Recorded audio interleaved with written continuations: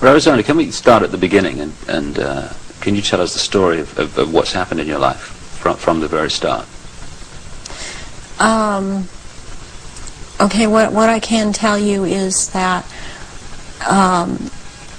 before I started looking into my life, back in 1989, I was starting to have flashes of things, and my life was not what it seemed to be, which is why I started looking into it.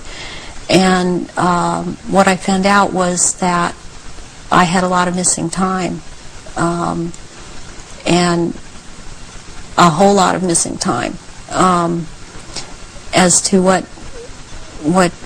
had occurred in my life. And when I started looking into what had happened in my life, it was the only way that at the time that I knew, was to start going to see a therapist.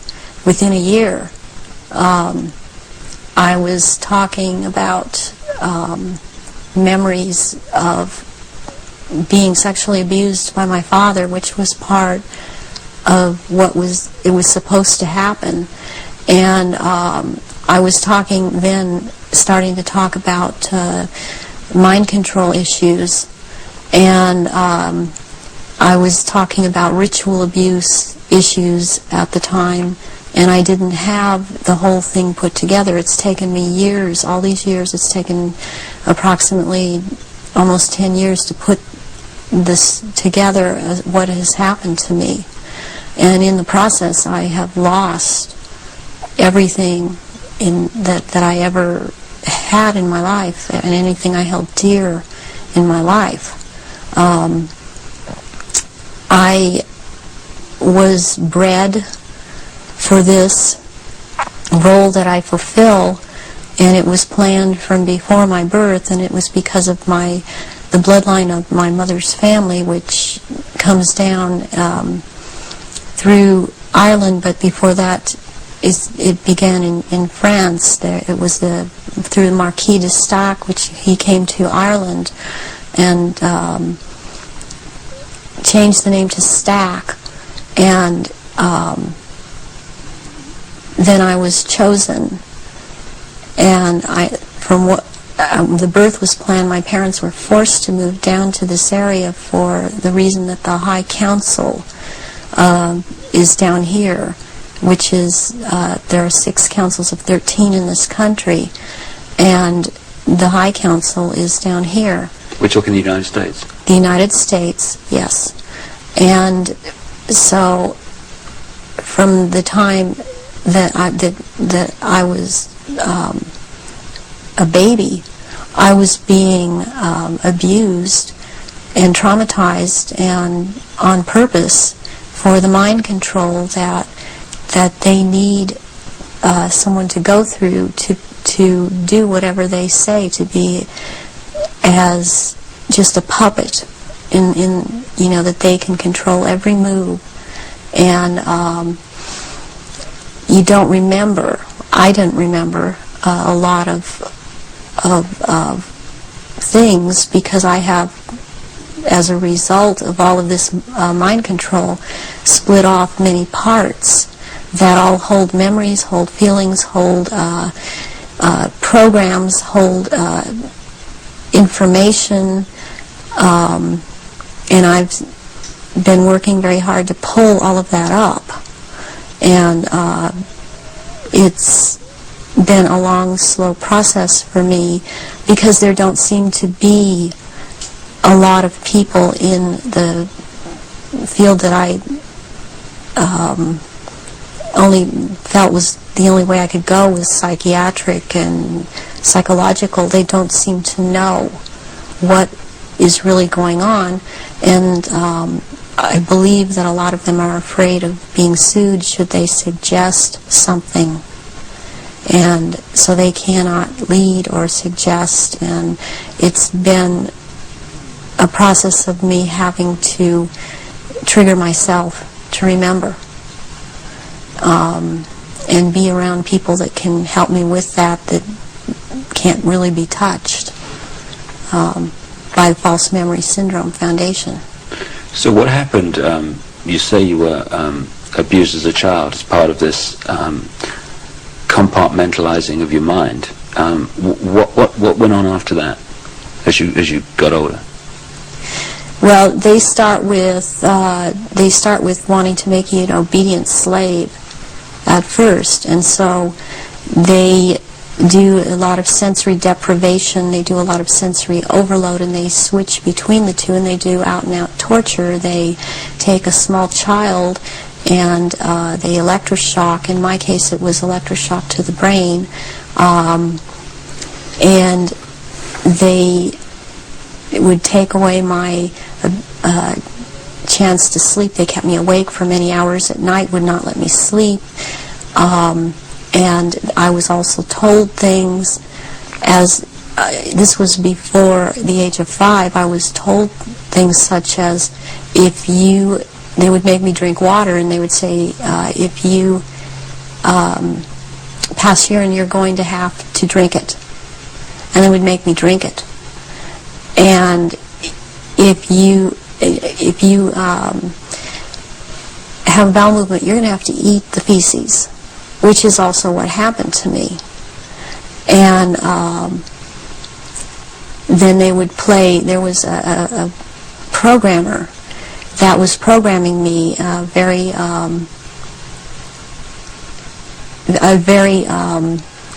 infamous person in history, who actually has been in this country, and he was known as Dr. Green. Who he actually was Dr. Mengele, from Joseph Mengele, from the concentration camps in Germany, and he stayed a lot at China Lake Naval Weapons Station out here in Southern California, in the desert area.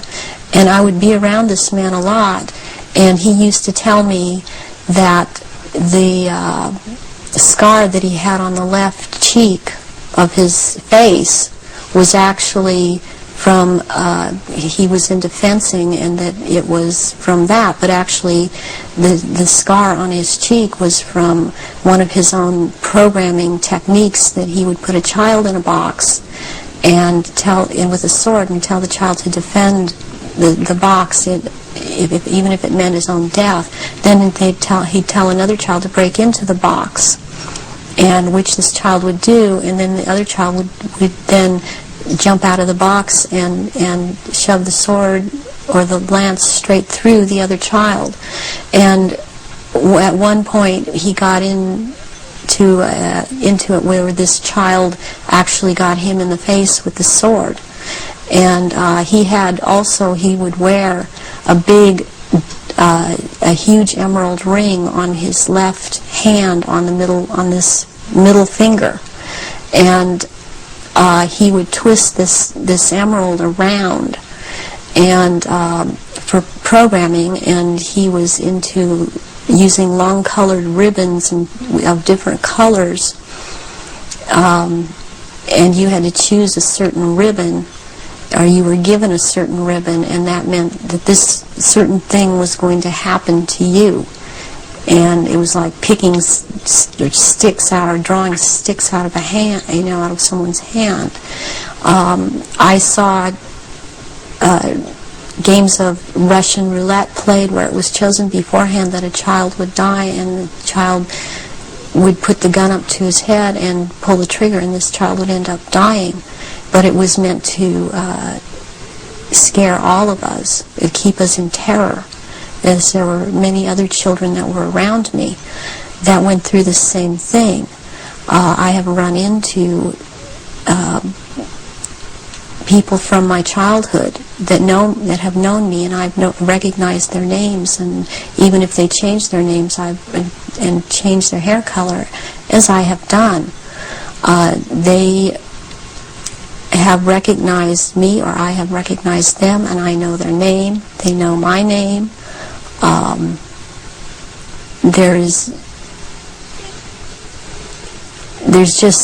There isn't any way for this to have happened. It's just beyond coincidence. And when you get older, I mean, they start taking, this programmer in particular, Mengele, would take me to rituals. I went to rituals with him all over this country and in Britain and in France, and it was known by intelligence agencies in this country that this man was here. They brought him here. Is that Project Paperclip you're talking about? Yeah, through the OSS. And my family, or my so-called family, are all DID. They have not. They are very well programmed, and they have not sought help. They have not gone in, tried to figure out what's happened. They believe they've had this certain kind of life that they've had, and as far as they are concerned, I am crazy. And they have much different memories of what I have, and I was always told certain things by my parents that my sisters were never told. And biologically, I have to add at this point that my mother is my mother. I am not biologically related to my father. And this has to do with the bloodlines, and his was considered impure. And this is all about purity of the bloodline. And that is why I am involved in this. There are people that are involved in this that it is not so much because of bloodline, but they have the ability to dissociate and be used as slaves by these people. You say that you come from a certain bloodline, and there is this obsession with bloodlines that this Brotherhood Illuminati have. Why is that? Because what first started coming out was about the Aryans, and the purity of the blood. And what it's all about is that the blood and the menstrual blood contains something that is important for the propagation of this race that is controlling things on this planet. And there these people that are in the organization that the Council of 13 is under, and they have something called the Grand Druid Council or the Octagon, they're called the Illuminati. And the Illuminati are actually run by these 13 bloodlines, which are all of the royal families in Europe and in England. And they need the blood because they are, in fact, not human. They take human shape. They are reptilians. And they need the blood. The blood helps them maintain their reptilian shape, and it helps them maintain their sanity, and it helps them to live in this world because they are not from this world. Does that relate to what the Nazis call vril power and what the Hindus call the serpent power in the blood? Yes, the blood has something. It has something in it. It has secretions from the pituitary gland and from the pineal gland, and it has a very strong drug in it that they also, I mean, this is the one that keeps them from going crazy, and it's like heroin or like endorphins, and it's much stronger. But what they need is, for it to be secreted in the blood, is they need terrorization of their victims before they are killed for their blood, or if a young woman is beginning to menstruate, they need the menstrual blood and they have to terrorize them to get this to come out in the blood and be secreted in the blood. Is this the what other people have told me about, that at the point of great terror, like the point of sacrifice, there's an adrenaline that enters the bloodstream? Is this what they're looking for? Yes, that and this other element comes and secretes out through the blood. This all comes out through the blood at that time, and it's at that point they are actually staring into the eyes of the head of at some of these rituals, or at a reptilian. They are staring into the eyes of this person, and they're held. It's a hypnotic gaze these reptilians have, and it holds the victim in an absolute trance, in a trance of terror, and then they are killed at that moment as they are staring into their eyes. And not only do they can't hold their shape when this happens. The human shape. The human shape they cannot hold. They go back into reptilian shape as this is happening, because it's like an animalistic type of excitement of the kill.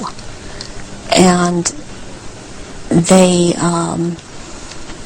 oftentimes they will just rip into the victim and eviscerate them and start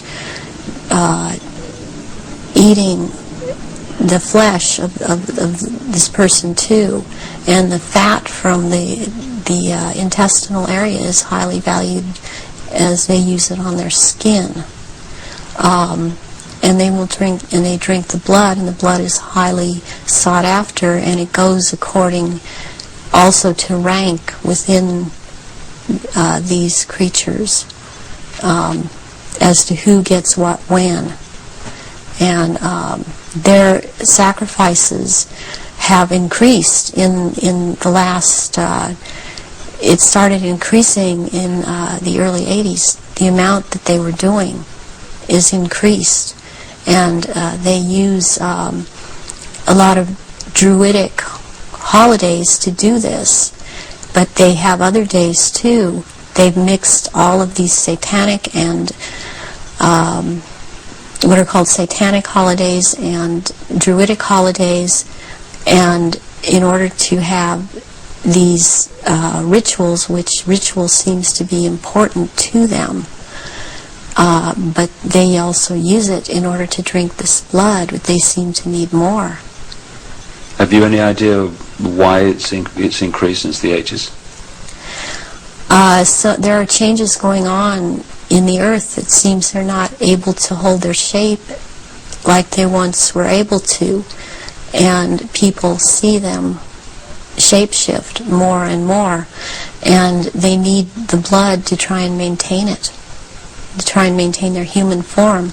I believe there's a time coming that because of what I've been told, when they are not going to bother having to hold that human shape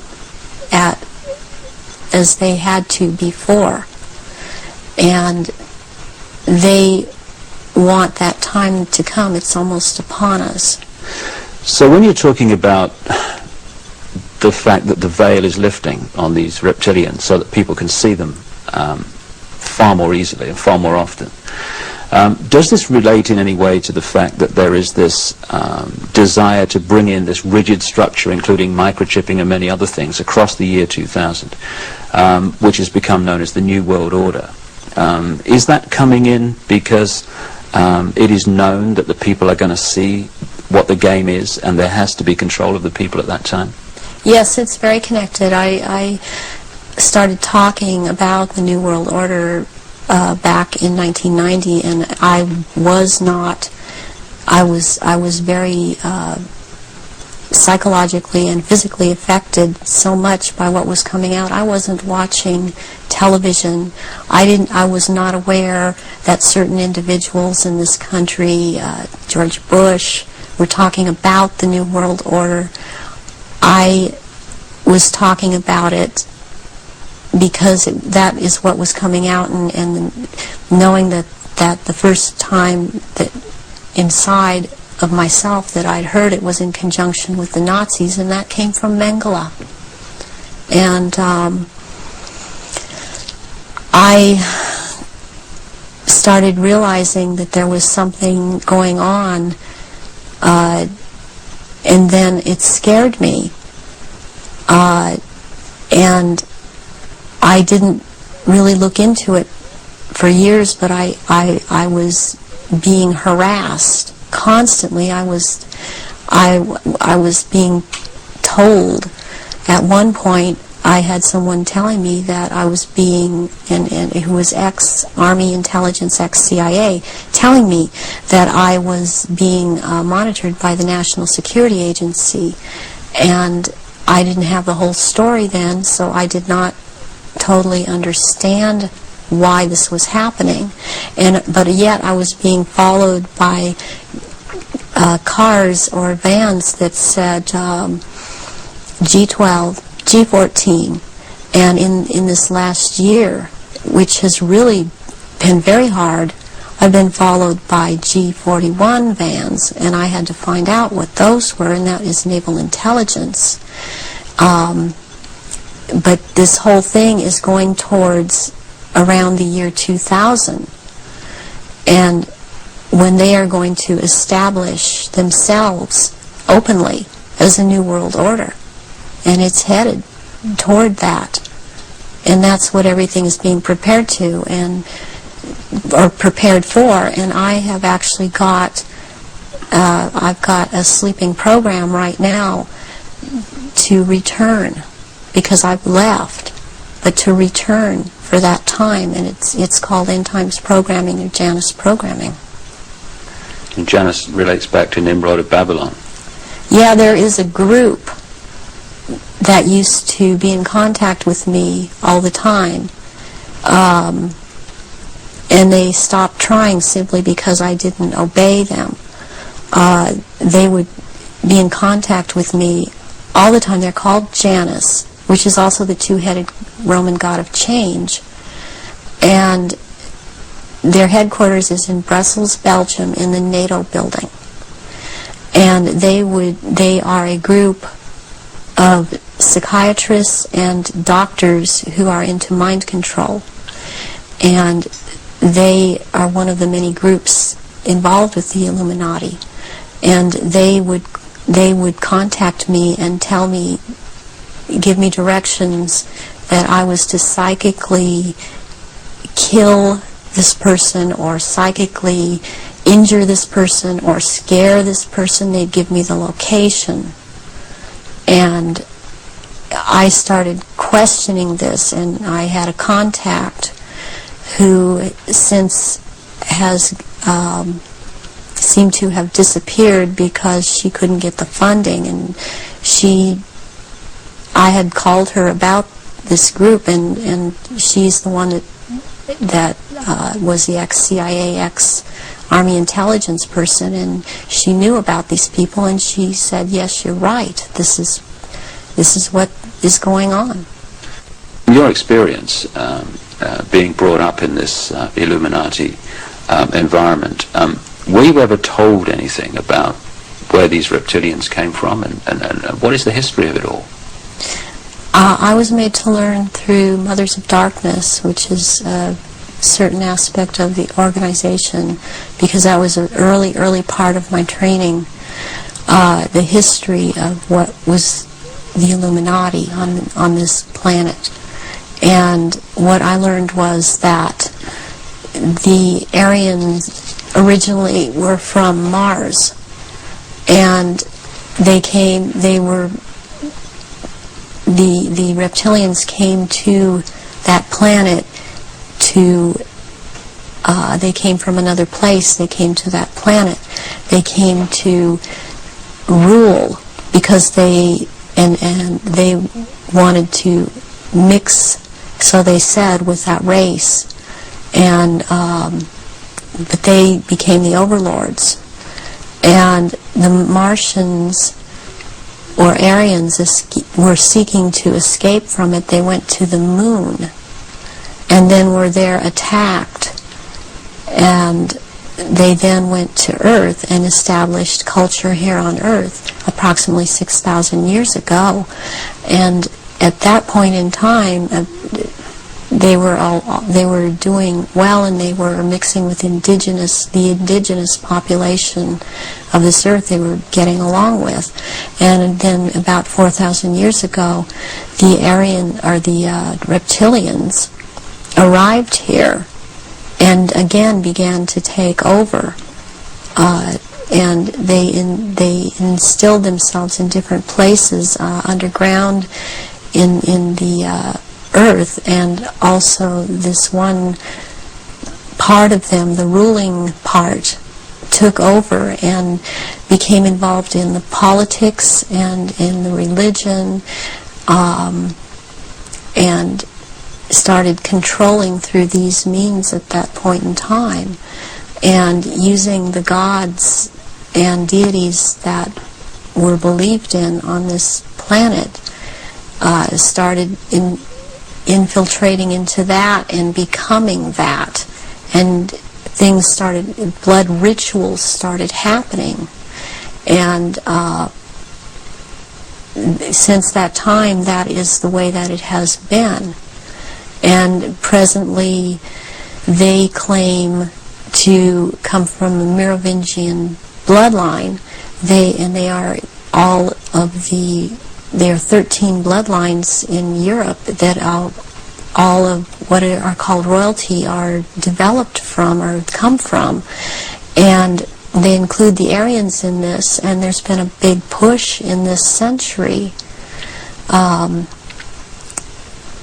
For example, when Nazis came into power, the fascists, talking about the purity of being pure and staying, the Aryan bloodline staying pure, and what it actually is all about is keeping the blue-eyed, blonde or light red-haired people, the bloodlines pure, because it is more powerful. And what is in that blood for these reptilians is more powerful, and they need that. And when you start mixing it with people that were indigenous to this earth, then it is not as powerful. It has nothing to do with someone's skin color or nationality. It has to do with keeping the bloodline pure for their use. So blonde-haired, blue-eyed people are the purest from the reptilians' point of view, and that they want to keep that bloodline pure because of how they need to use it. Yes. When I realized that it had to do with blonde hair and blue eyes, I could not do anything about my eyes, and I am not able to wear contacts, or I would have brown eyes. But one thing I did do was cut my hair off, because that was part of the rank I was. My hair was down to my knees, and I colored my hair darker. And there were times when after I did cut it off, they had gotten to me, and so the hair would be light red, but that is being in compliance with them. And I did not want to be in compliance to them. I want to expose them, and this is part of it, and I won't be what they want me to be. When you look at some of the ancient accounts, like the Sumerian texts and many other accounts, they talk about the gods interbreeding with humanity. Is this relevant to the reptilian way of infiltrating the human race? Yes, it is, because human beings all through the ages have accepted gods interbreeding or being accepted as humans, and that shows in Christianity, it shows in Judaism. It also, they have used Egyptology, or the Egyptian religions, a lot, and the present head of the Illuminati compares himself a lot with the Egyptian god Osiris and Horus, which is Osiris reborn, and also with the Arthurian legends of the Round Table, and he has a name. The name that he carries from that is Pindar, which actually means phallus of the dragon. And the other name, Osiris, he has carried because he takes the name at this time, the Marquis de Libero, which means the liberator of or from the waters. And the story of Osiris is that he was cut into 14 pieces and thrown into the River Nile, and the one piece, Isis found the pieces and put them back together again, and she could not find the 15th piece, which happened to be the phallus, so a gold phallus was made. And this is very important in this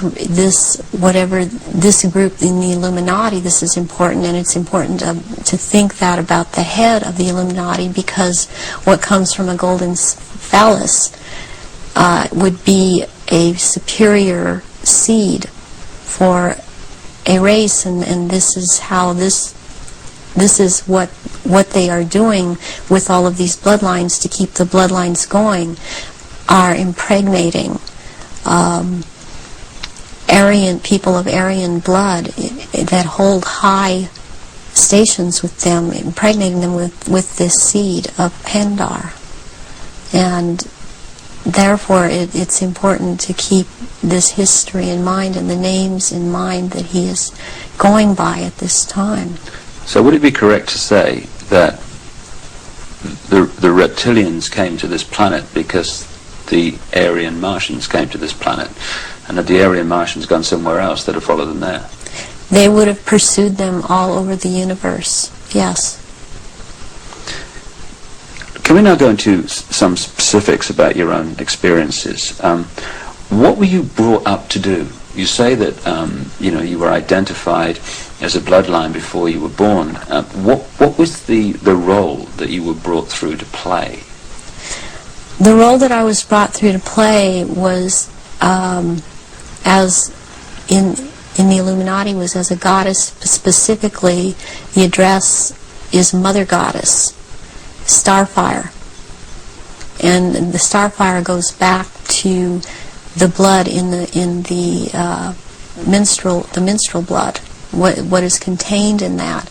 And the address, the way that I was addressed, was Mother Goddess. There are only 3 Mother Goddesses.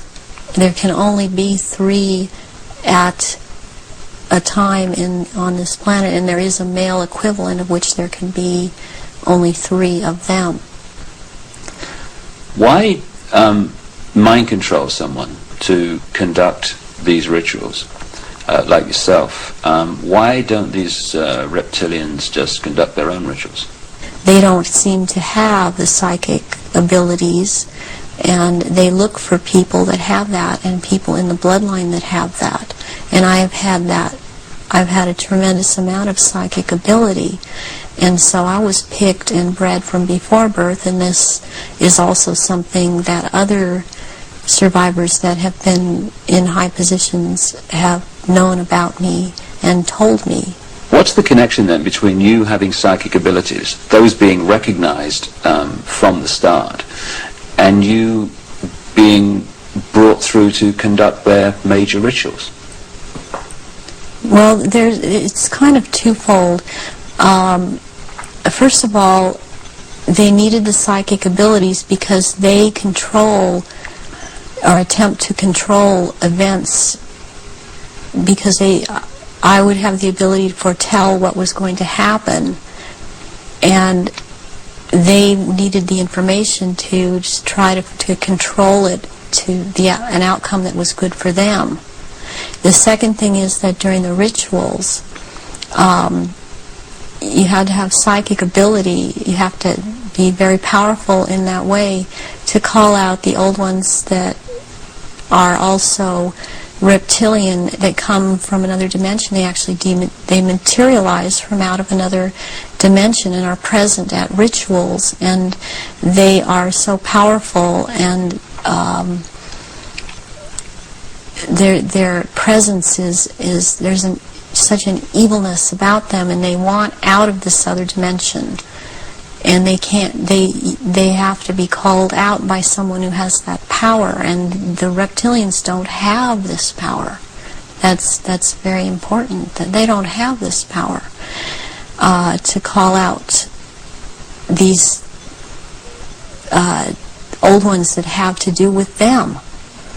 And what is it that humans have that the reptilians don't have, that means they don't have the power to connect interdimensionally, and some humans do?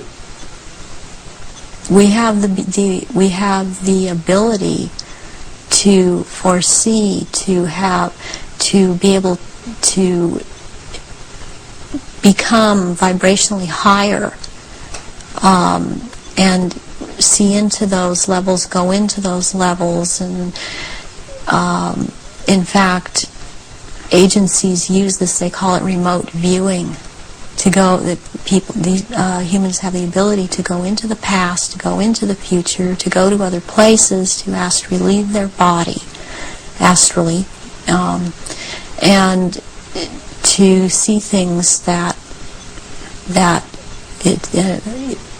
we've always had this ability, and it's like having the third eye, which they don't have. They don't have this ability.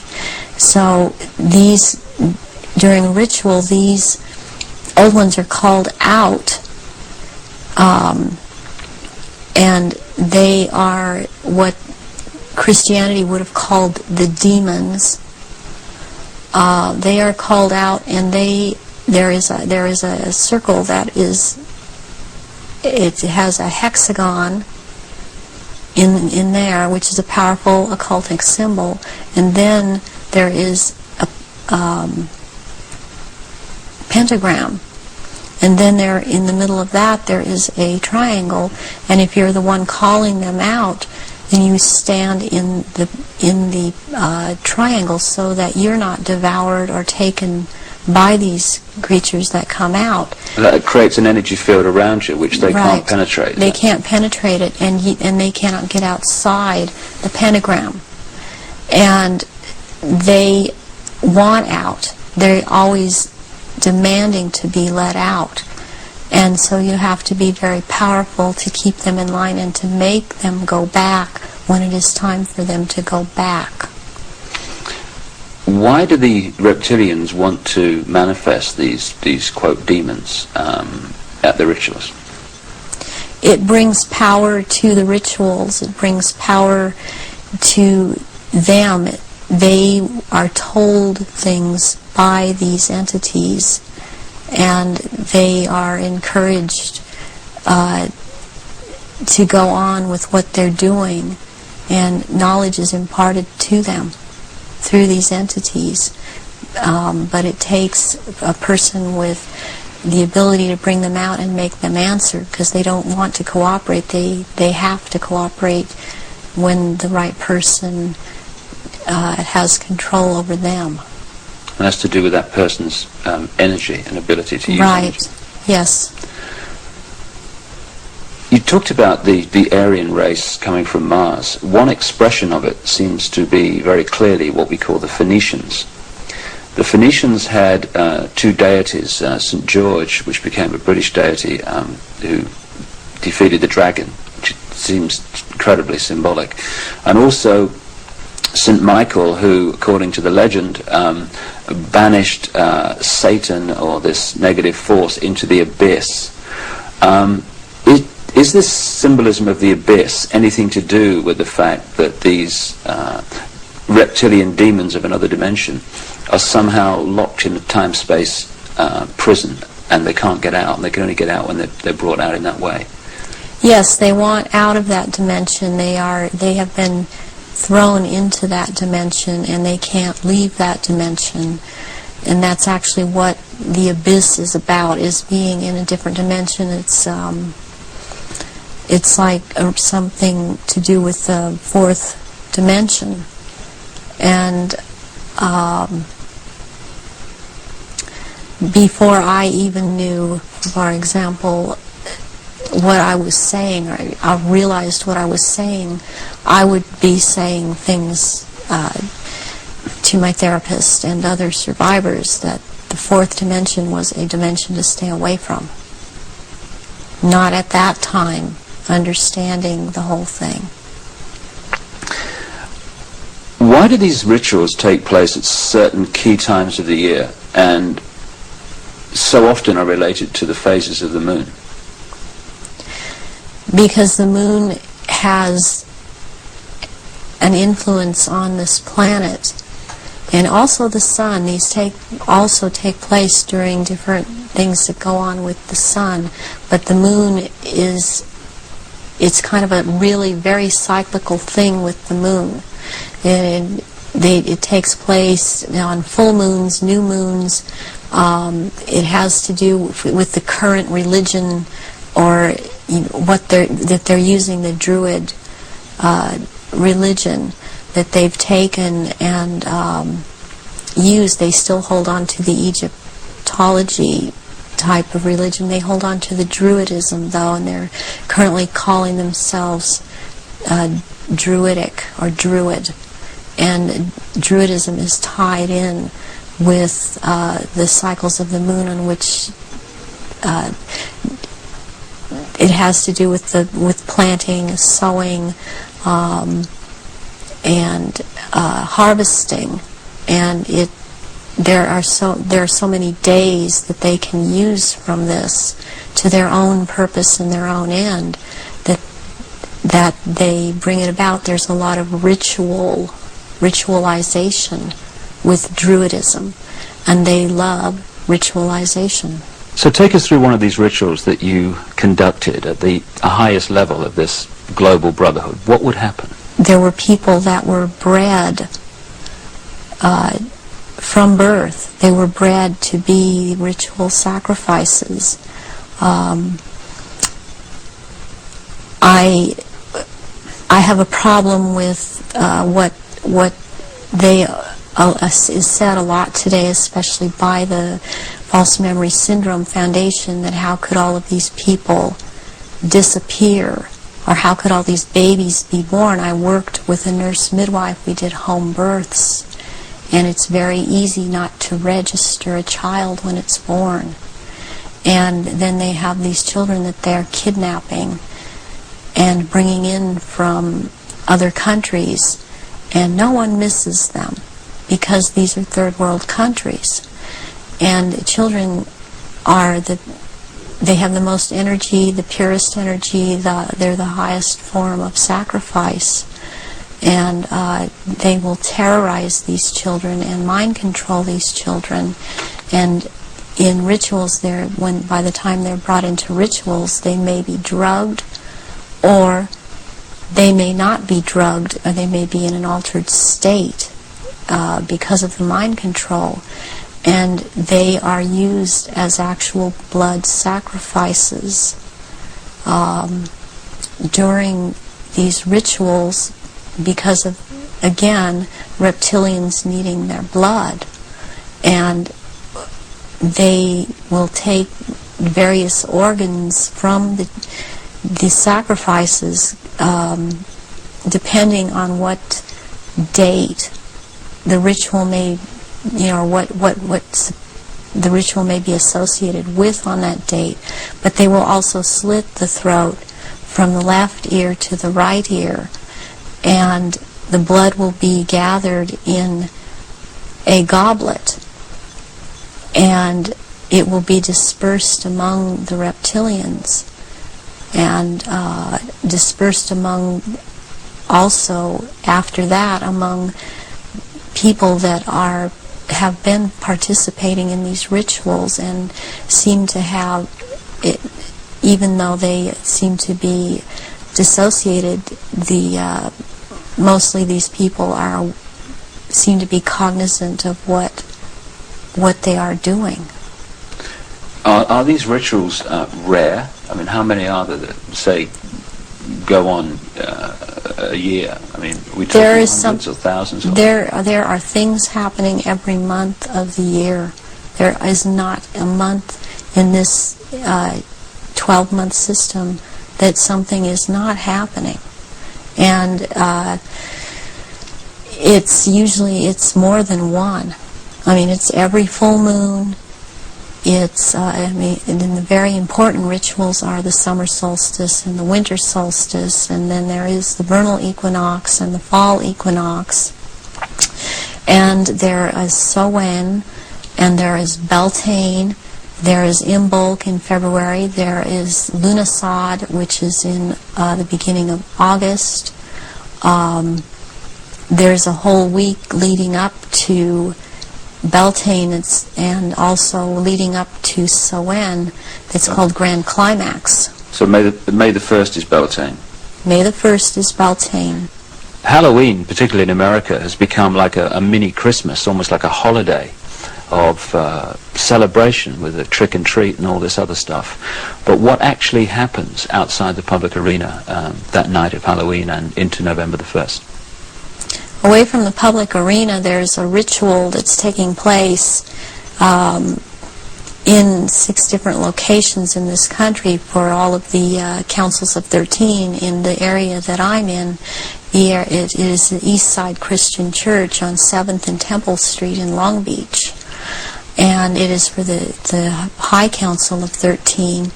And in this country on that night, it is a satanic ritual. It's actually, there are 3 nights in a row at that church. The first night is Halloween. What happens on the night of Halloween? That night is about the worship and homage to Satan. And that is what a lot of people in this country know the devil to be. This is about the devil, Satan. And Christianity talks constantly. I mean, I believe they created Christianity to be what it is. And so they also have created this Satan.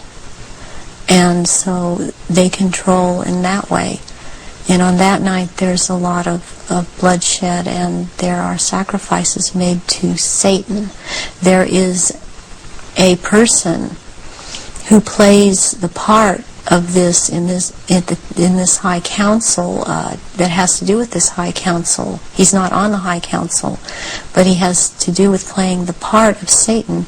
He is a televangelist on TBN.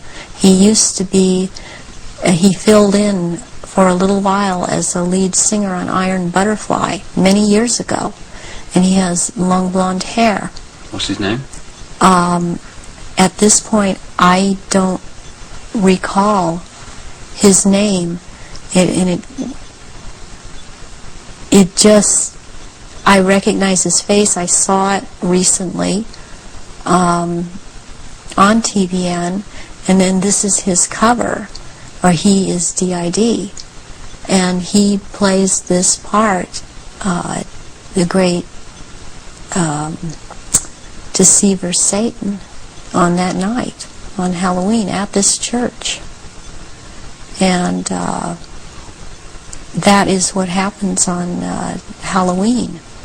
And I mean, what else I must say, which is going on with Halloween in this country, it's just becoming so popular. It is also to desensitize people to the whole thing, and even this backlash Christian movement that wants to call it the Harvest Festival. It does not realize that the Harvest Festival has to do with Druidic religion.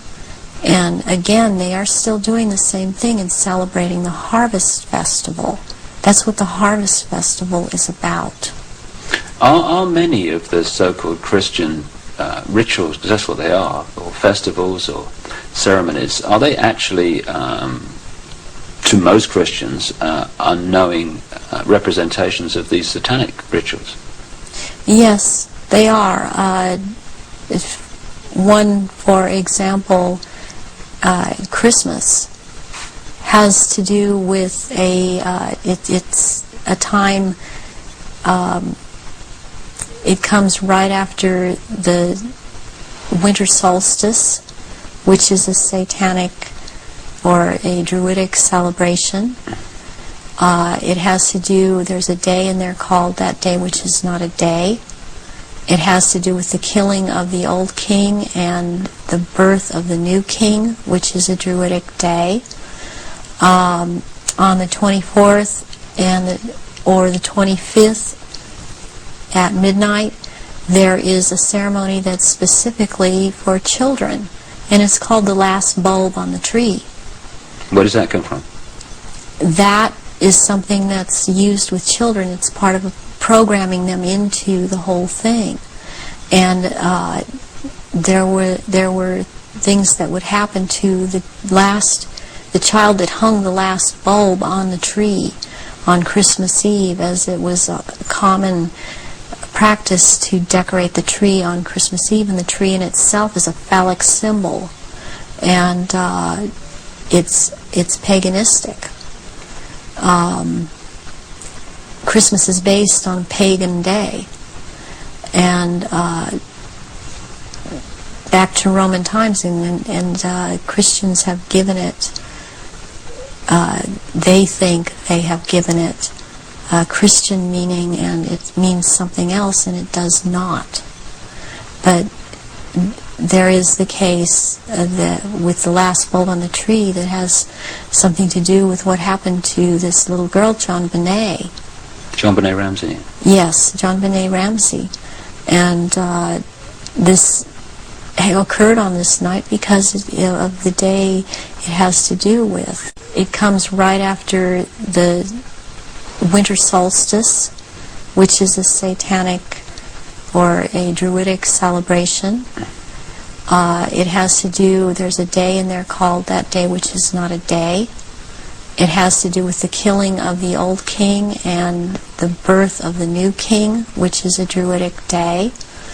On the 24th or the 25th at midnight, there is a ceremony that's specifically for children, and it's called the last bulb on the tree.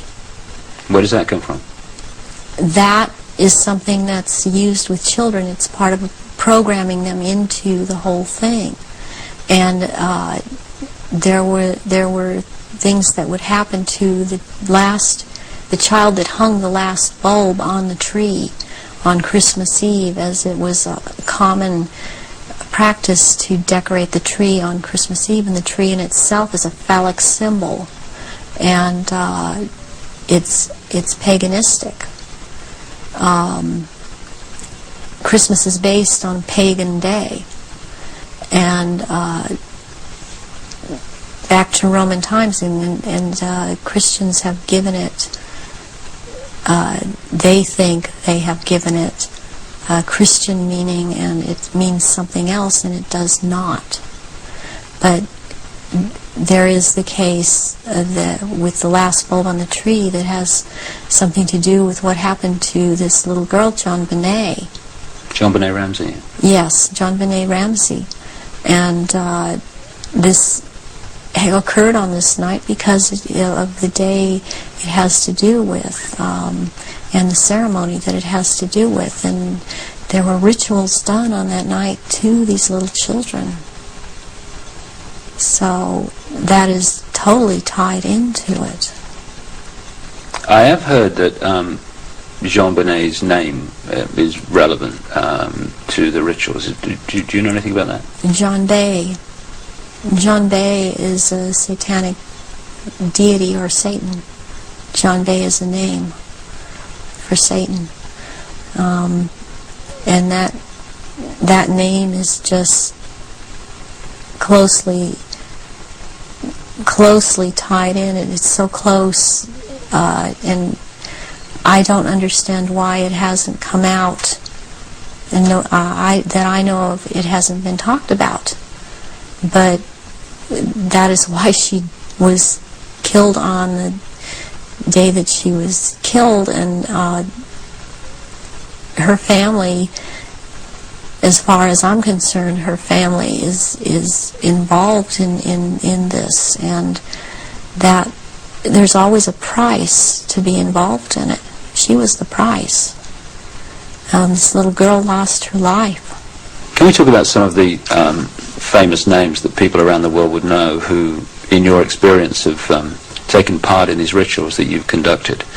You say you've conducted them in Europe and the United States. Can we start with the United States?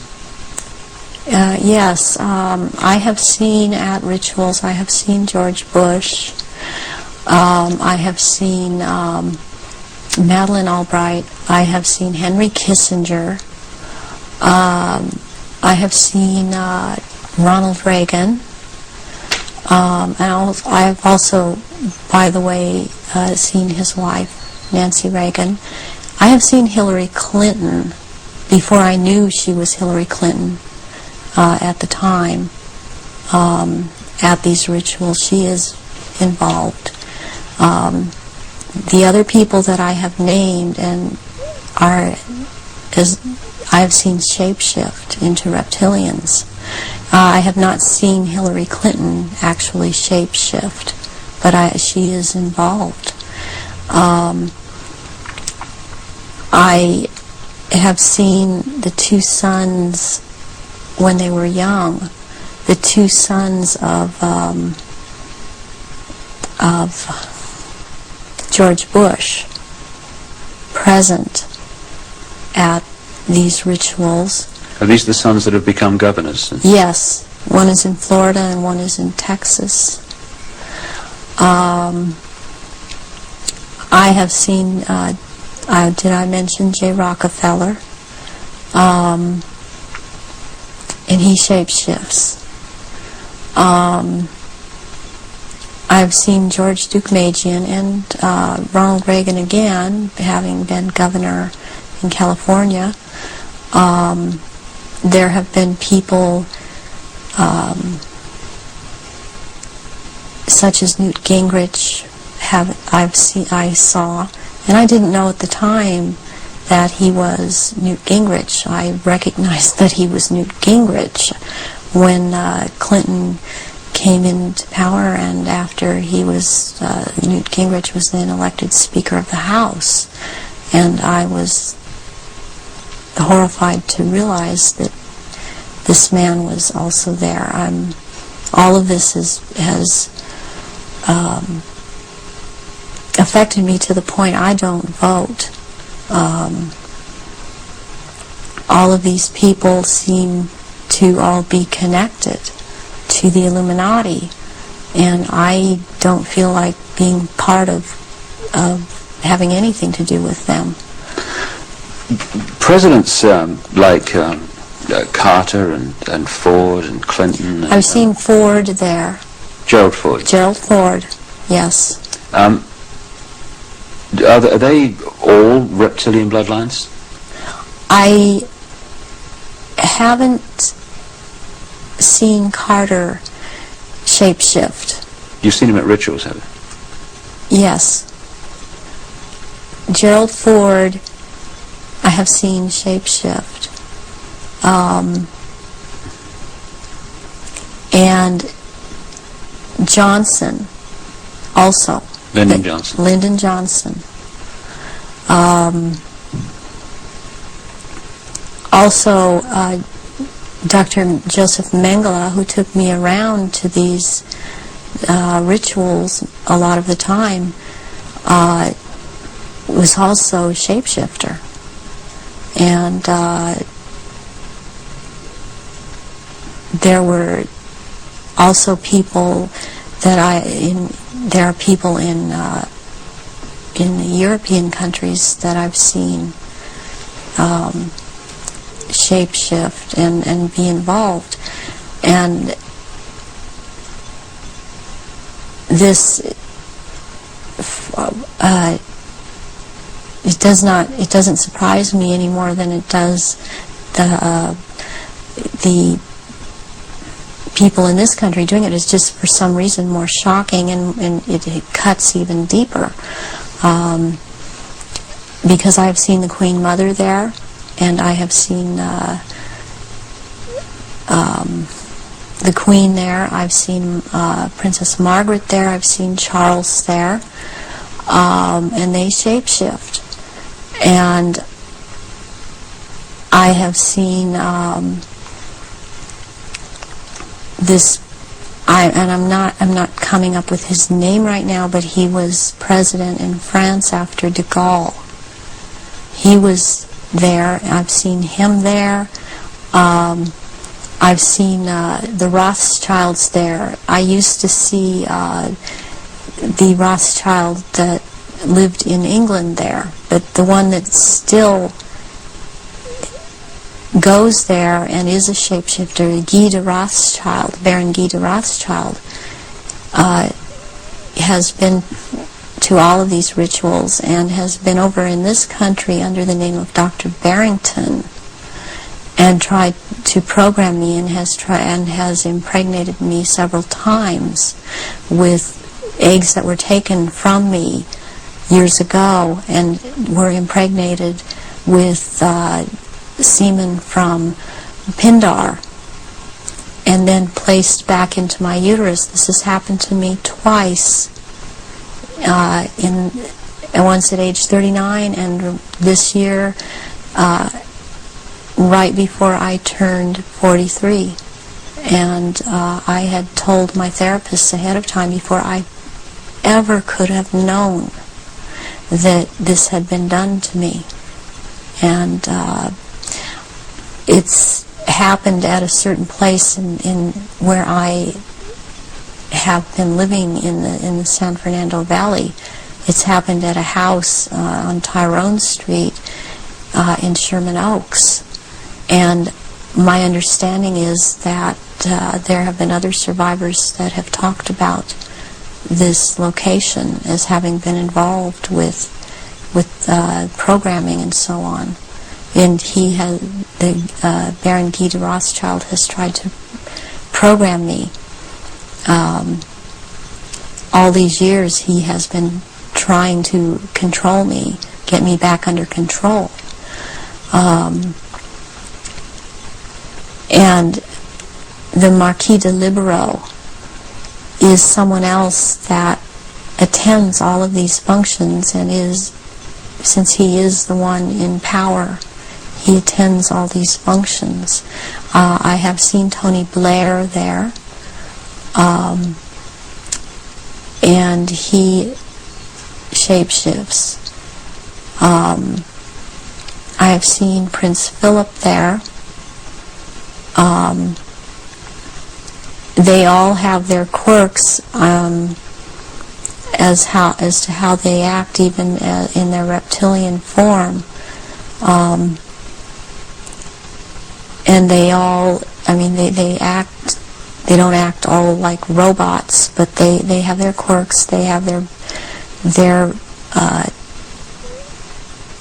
so-called personalities, but they are all cold-blooded. They would kill at the drop of a hat. I have even, since I've seen the picture of some people that are talking about this subject, I've seen them. When I've seen their pictures, I've recognized them. I did a double take a few weeks ago when I saw again someone who's been talking about around this subject, and it seems to be popular right now. Who's that? This man by the last name of Sitchin. I've seen at rituals, and he is a shapeshifter. And I did a double take when I saw the picture of him, because I recognize him. And there's another person that I've seen, this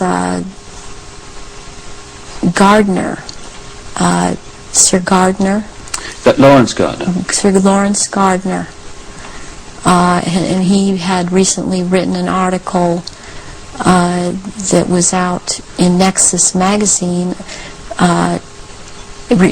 Part of it was about the menstrual blood, and what really triggered me was when he called it starfire, because that is the name of one of the aspects of the three women who are the dressed mother goddess. That is my name in all of this.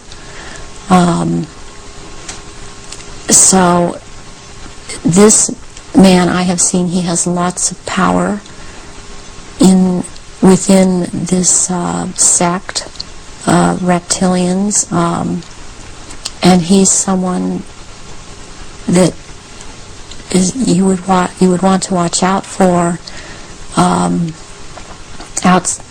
outside of this too, as is this Sitchin person.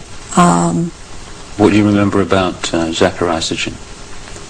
Zachariah Sitchin was someone in the rituals in attending the rituals, who was not a major player in as far as the rituals went, but was someone that others present did not make remarks at, or were very careful as to what they said around him.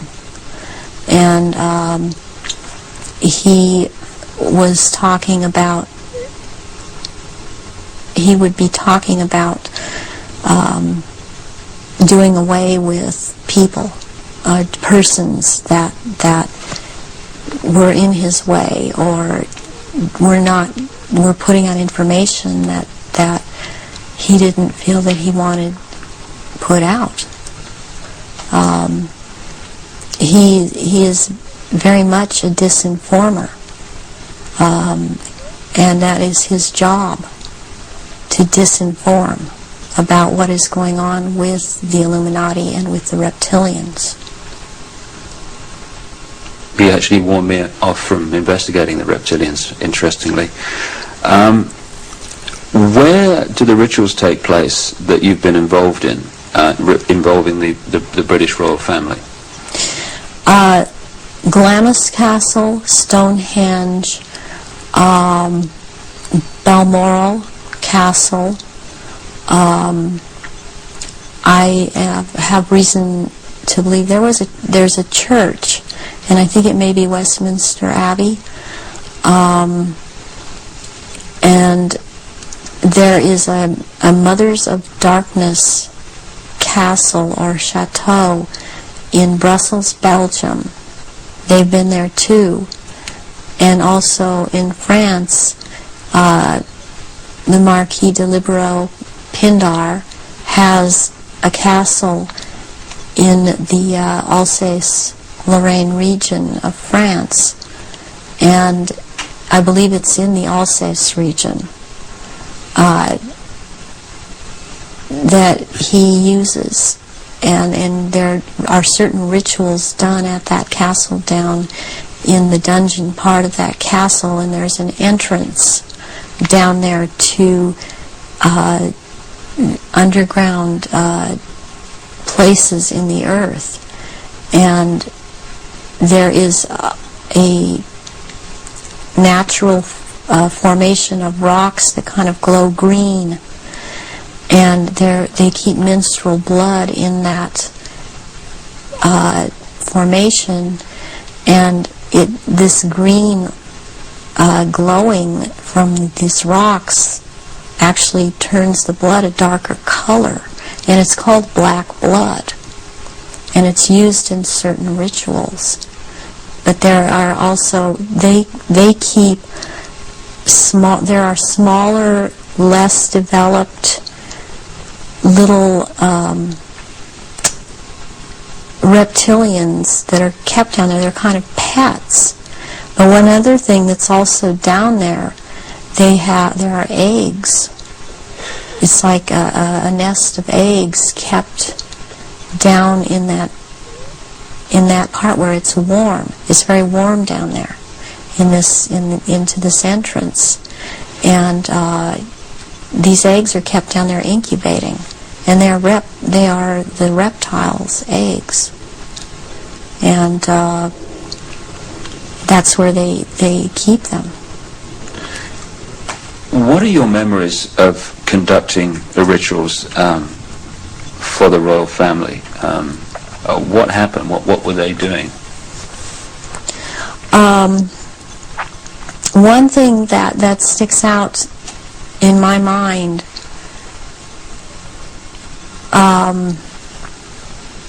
is that there was before. This was back in the late 70s. This was before Charles was married to Diana. He was involved with Kamala Parker Bowles, and she does not shapeshift, but she became pregnant by Charles, and she produced a baby, and this baby was presented at the ritual and killed, and that is the price, the firstborn between these two, and eventually these two will marry, and that is the price that is to be paid, the sacrifice of the firstborn between the union of these two people. And I've seen that there. Something else that sticks out in my mind is that it was around the late 80s that I saw a very kind of dark man he was Arabic. Seemed to be Arabic or Egyptian, and I heard the name Fayed being mentioned, and the Queen Mother was there, and I called her the Black Queen, and she and he were talking very seriously and at some length about a subject. They were mentioning Diana, and they were mentioning his son, Dody. And at the time, I didn't know who Dody was. I knew who Diana was. I never saw her at any rituals. Where did this conversation take place? This took place at Balmoral Castle. And I heard them talking about a marriage between these two, and I thought at the time, well, she's married to Charles. How can there be a marriage when she's married to Charles? I didn't understand why the Queen Mother and this person that I now know to be Dodi Fayed's, because I heard Fayed, Muhammad al-Fayed, talking, and I'd seen them together at, I saw them at Balmoral Castle. I overheard the conversation at Balmoral, but I'd seen them also at Mothers of Darkness Chateau in Brussels, and they were talking about a union between Diana and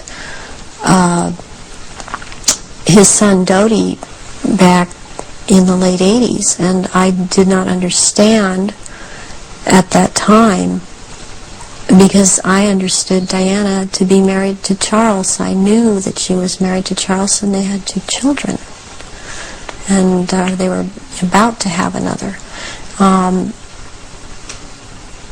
And the Queen Mother, all I could pick up was that for some reason that there was a malevolence towards Diana, and Diana I had never seen at a ritual, I wondered what she knew about all of this.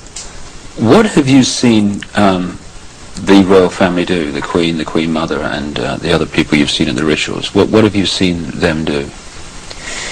I've seen all of them drink human blood and consume human flesh, and they have their own goblets in which they have blood, and these goblets are encrusted with jewels. And they also have their own daggers, and that the dagger goes into the goblet, and they stir the blood around with it, and it's also a what it is, it's a symbol of the phallus going into the vagina when they're doing this. And I've seen them do this, and some of them have, even like the Queen Mother I saw with, she had her own little, it would, like almost, it's between a very elaborate ornate chair or a throne kind of thing brought in for her to sit. And because before these rituals actually start, there is a kind of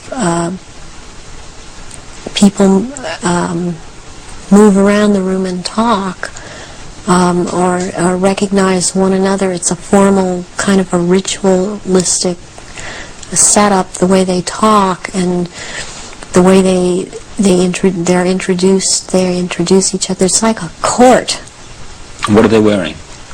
They're wearing robes. They're not wearing anything underneath the robes, and the robes are very ornate. They all have, the one thing in common they have is they have a red color like blood, and some of them have purple, and they have gold kinds of lines running through them. They have the Merovingian symbol of France, the fleur-de-lis, and there are jewels that are sewn in at certain points on these robes, and they wear these robes, but they don't wear anything underneath the robes, because what is going to happen, what the rituals are all about, they're going to shape-shift, and they can't have anything on under the robes. And there are orgy kind of things that go on at the rituals also. And involving the royal family of Britain? Yes, involving the royal family of Britain, and the sacrifice and the eating of, consuming the sacrifice, and they are involved in that. And you've seen them do that? Yes, I have seen them do that. People in Britain, listening to what you're saying, would obviously be staggered, I guess anywhere in the world, but what would stagger them mostly is, in Britain, the Queen Mother has an image of being the nation's grandmother, the nice old lady, and good old Queen Mum, what a lovely lady. What's your experience of the Queen Mother? She is very cold in reality, and she is very cruel, and she is very different than she comes across to the public. She's cold-blooded.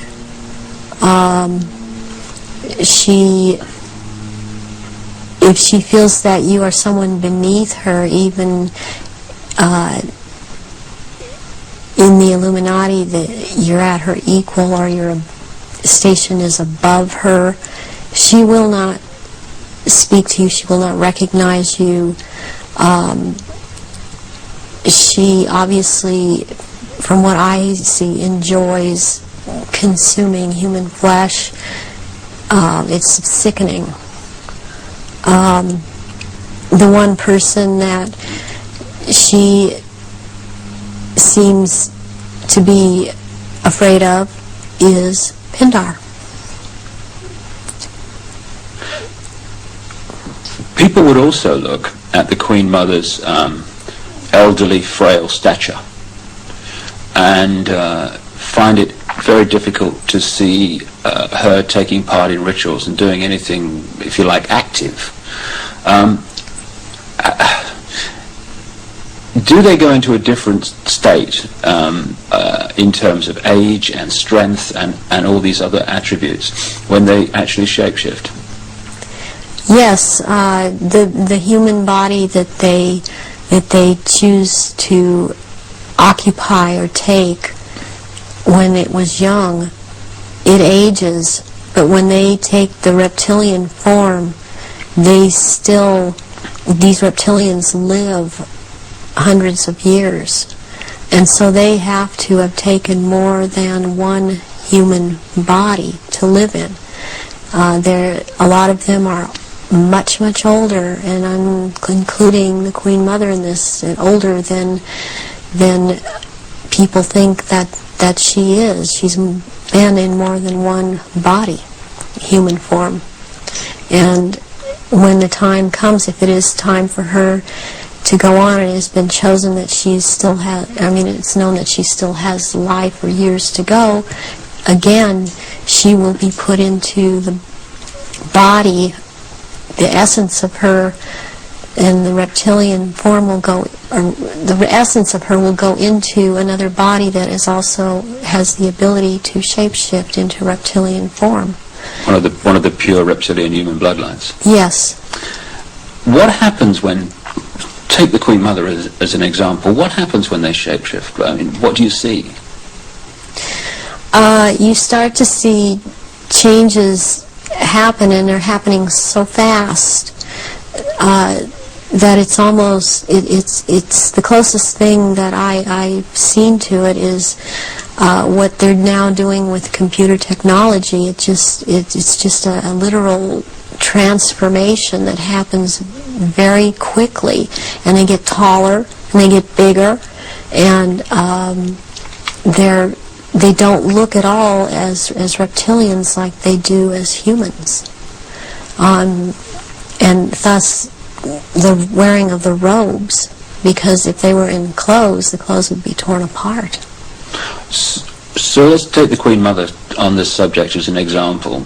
We recognize her as a frail old lady. What does she look like when she shapeshifts at these rituals?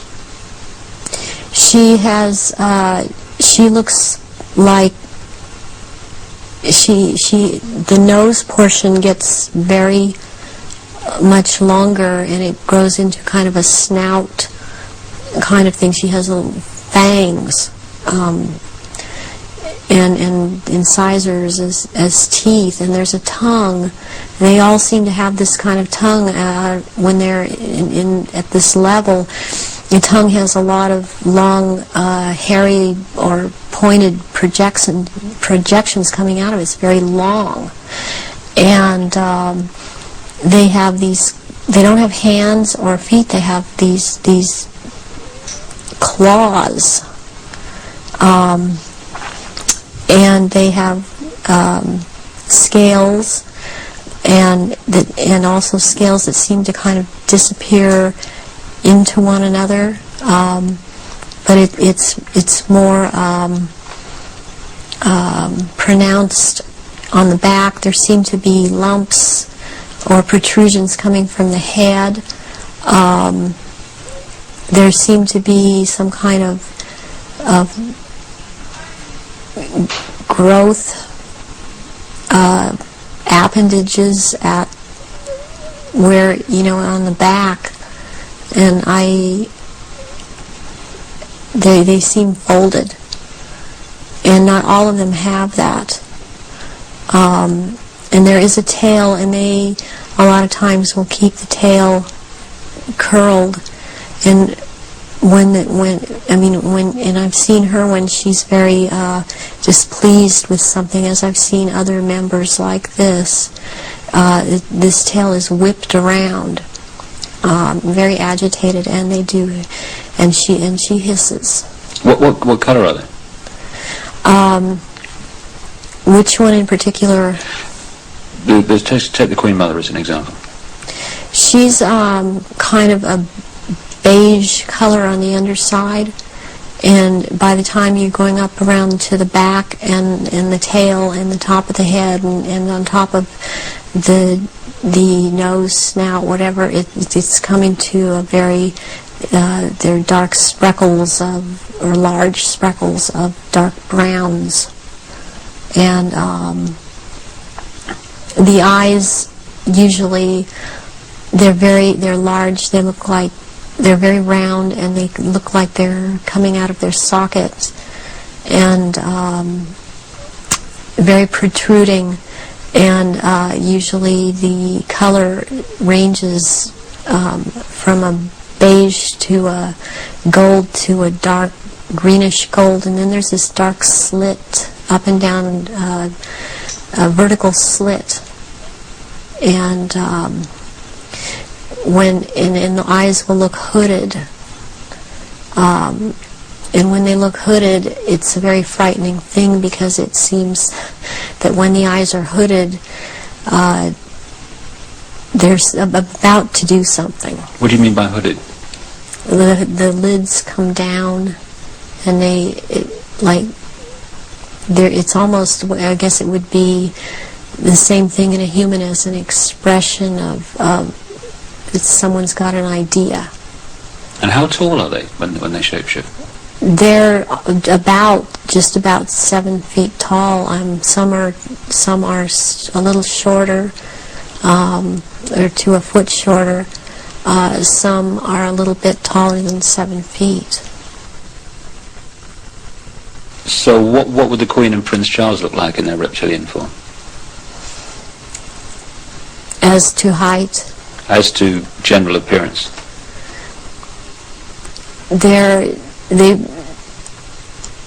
Charles resembles in both ways, in human form and in reptilian. He resembles Pindar. He's shorter, though, in reptilian form than Pindar. But the way that the reptilian, the nose shapes into the snout at that point, and the jaw becomes the underpart. It's very much like Pindar, and his mother doesn't look quite the same as he does. But what does the Queen look like? The Queen, she's darker, not quite so pale. She's darker.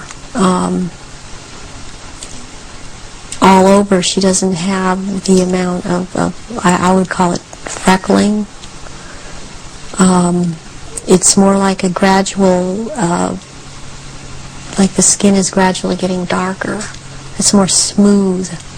And she does have the lumps up around her head and down the tail, the spine. Charles has the tails down around the spine, and funny enough, he has the protrusions from the skull in the reptilian form, where right above where it seems like his ears would have been. What is it about the rituals that allow the shape-shifting to happen? When the victims are starting to be sacrificed, it's the scent of the blood, and they start shape-shifting at that point in time, and they can hardly wait to get to the blood. It's like they're addicted to the blood, and then the consumption of human flesh that follows.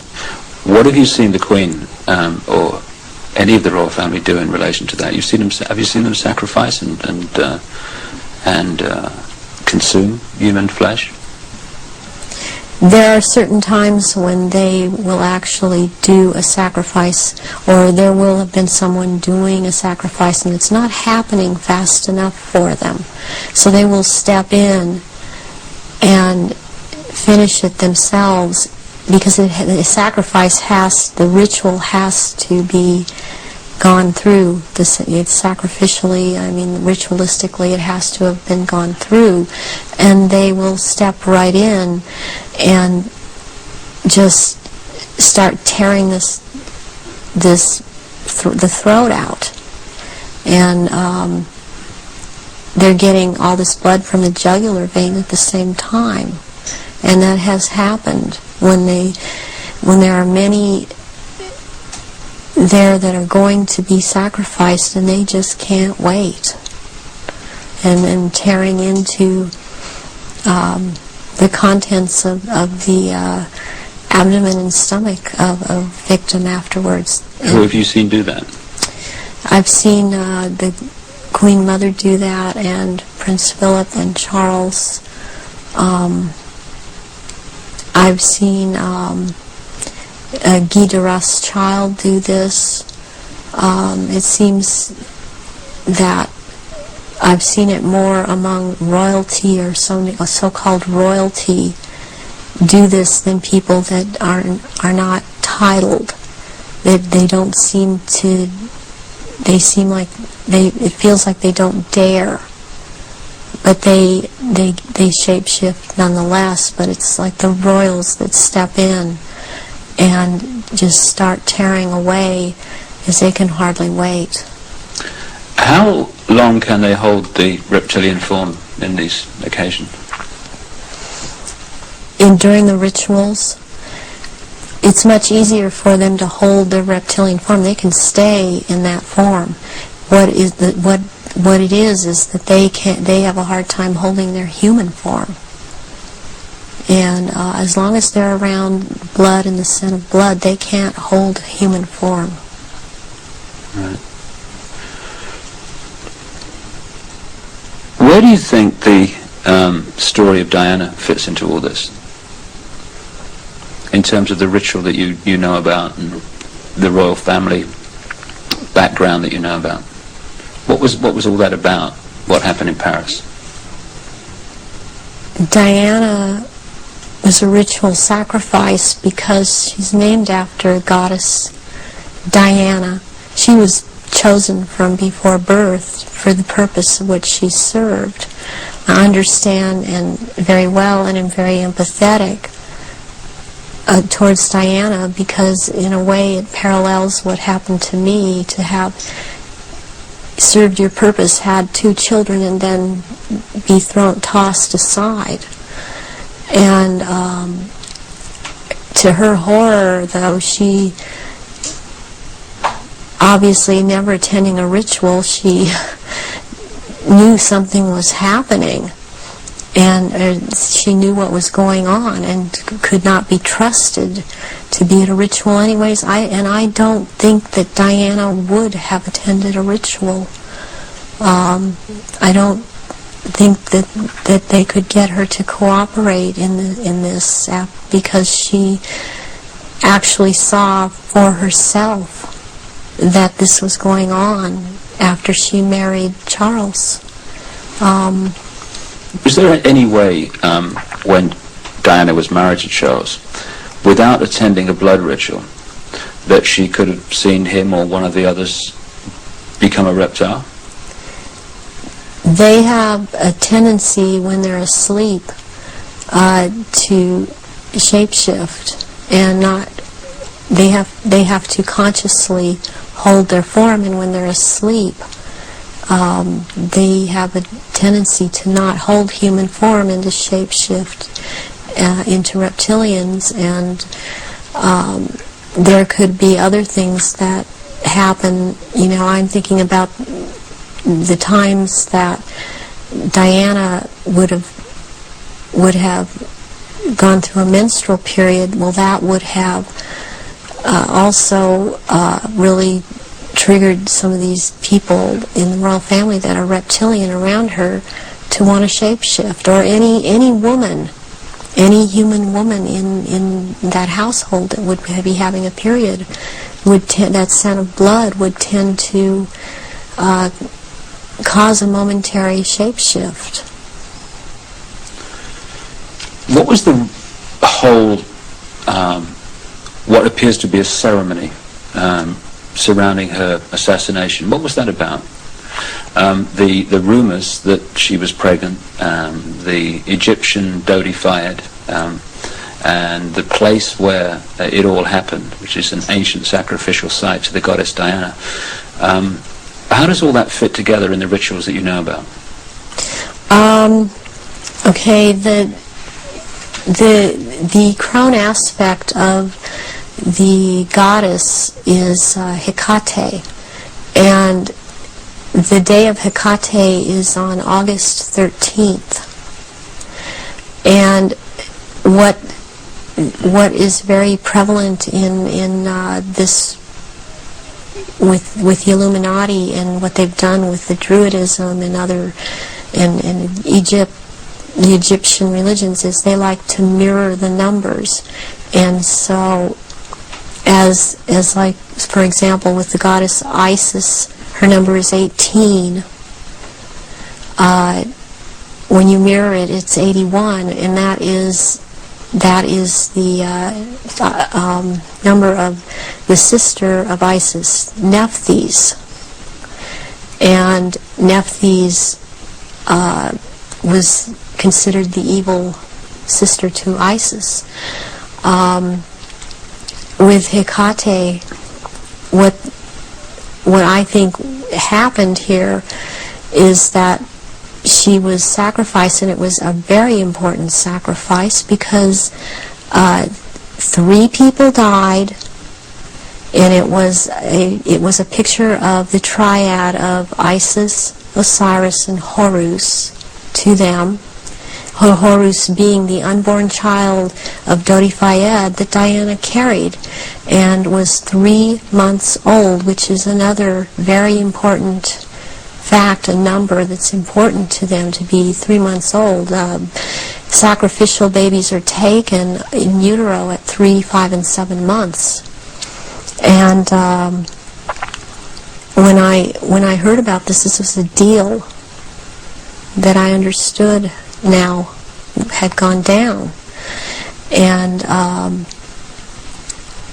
she had to die in that tunnel because that tunnel's the passageway for Diana, the goddess. And she died at the 13th pillar again because of Hecate. And she died on the 31st because it's the mirror image of 13. And my understanding of what I get inside of me, and because I was told by Baron Guy de Rothschild last beginning of February, when he was in this country and he was there to try and reprogram me again and impregnate me, was that he was in the tunnel that night. He had to be there because not only was it a ritual death of Diana, this was also about taking her soul, and he was taking the soul of Diana, which no one else there could do. Whoever was present there could not do it. He could do it, and he was in France. This is the hypnotic stare you talk about. Yes, and drawing in the breath. And he had to be there to do this ritual killing, this ritual murder.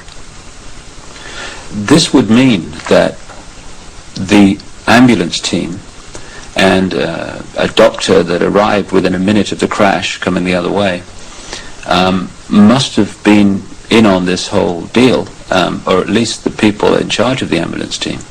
From your experience of the kind of people involved in this Illuminati satanic network. Do you think that's possible, that they could set that up? Yes, I do. I've seen a lot of things set up that if you did not know, if you weren't in on the so-called inner circle, or know what the Illuminati can do, because they depend on people not believing they're really there, you would have a hard time believing it. That this has been such a secretive group and worked in such insidious ways to infiltrate and control. And there are so many unanswered questions they don't seem to be able to answer about Diana that keep coming up, in spite of all the reports that come out, because there are people that don't believe what they're hearing. What would have been the purpose of creating such a clear and definite ritual in the assassination of Diana? What would be the purpose of that when they could have killed her in another way? Because it had to be done as a ritual, because they were going to take her soul. And it had to happen in the tunnel. It had to happen that way. It had to happen in that year. And there's all a timeline to all of this.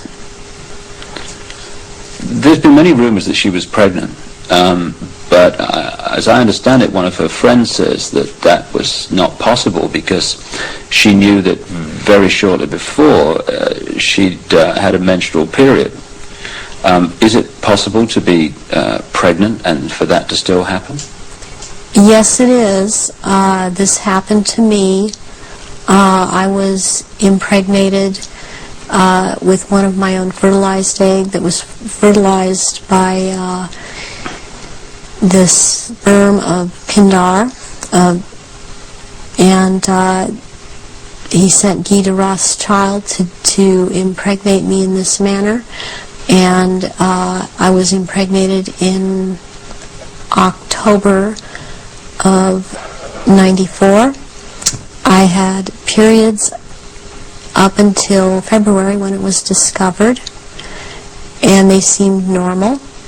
Not light, and I then was, since I had the background of a nurse, and had worked with a nurse midwife delivering babies.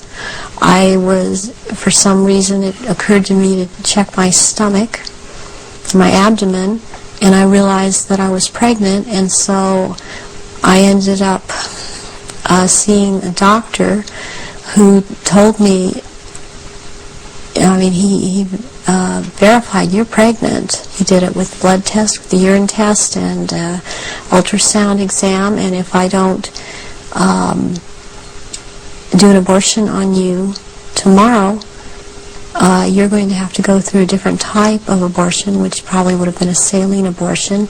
And I knew what I was pregnant with by that time, and so I was terrified to go through with it, and I could not go through with it, knowing what I knew, and so I had the abortion, but I had periods the whole time. You were impregnated at the point that it happened without you having any knowledge of it? No, I did not. Is it possible that happened to Diana, if she was, as the evidence that I've looked at suggests, also mind-controlled and a multiple from the early part of her life? That is definitely more than a probability. The thing about being multiple or dissociative identity disorder is that the host person doesn't know that they are, but they have missing time, but then they have amnesia for the missing time. They don't realize they're missing time.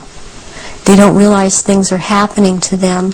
They show up pregnant, they show up with marks on their bodies. They don't know, I think I must have bumped myself, and that's not actually how it happened. Or they have needle marks on their body when they've been gotten a hold of and drugged. And it's only when they start to realize something's not right and they try and make a timeline and try and account for their time, they realize there's so much they can't account for that they simply took for granted. Oh, I was out shopping, or I was at this person's house, or I was over there. Then they realize they don't have a timeline for any of these things. Do you think that Diana's two children were Prince Charles's children? I do not believe that William is, I've heard that he was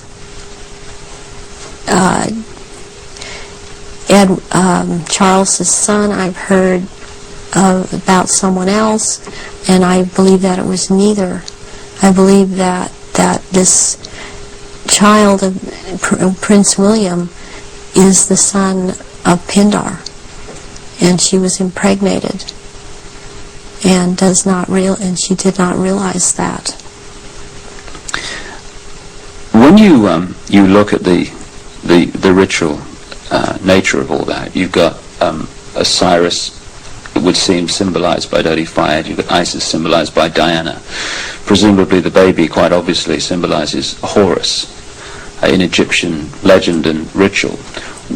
Why create that in a tunnel in Paris at that time?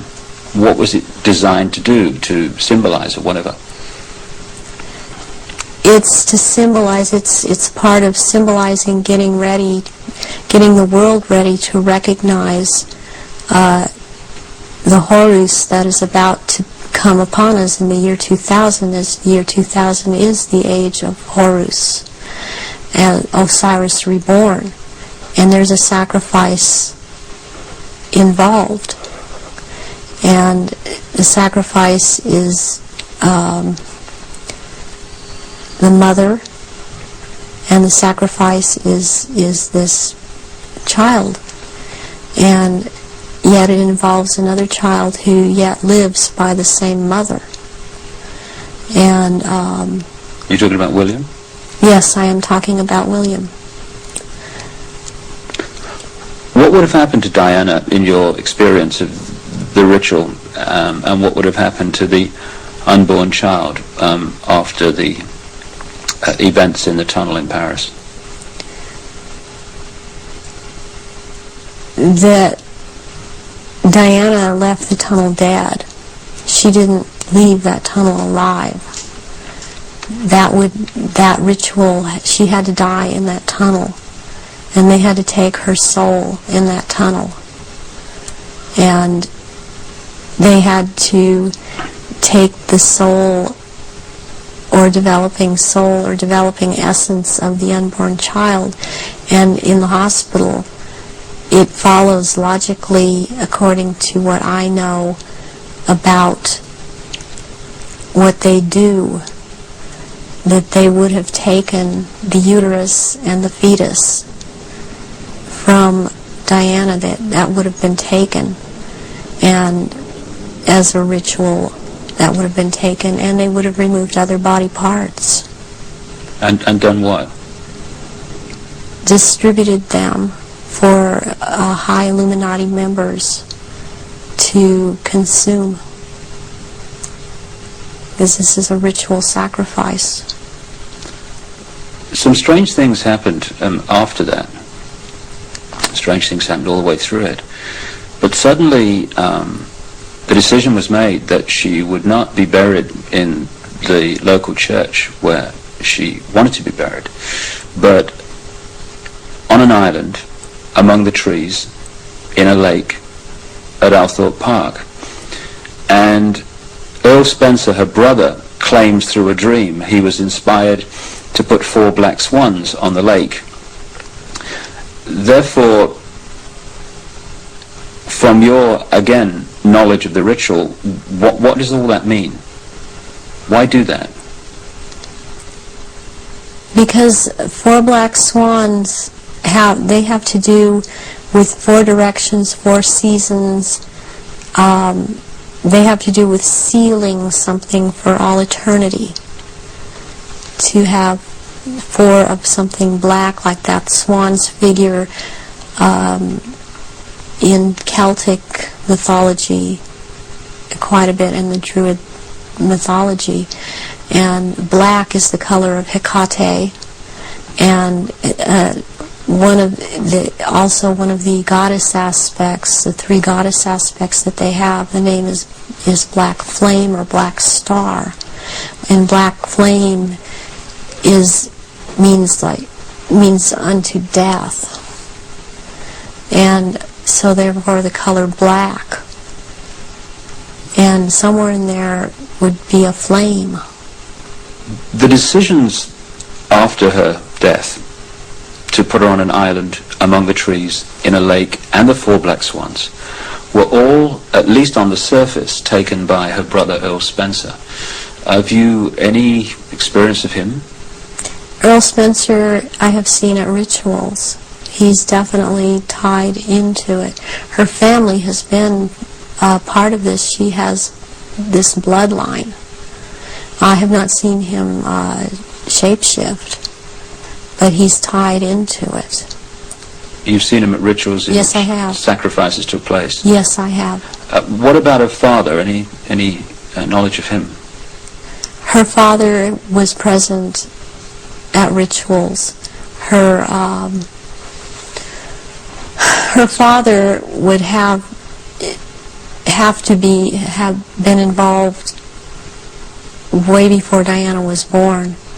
For her to have been involved and watch her actions after she was married, cutting herself, being anorexic, being bulimic,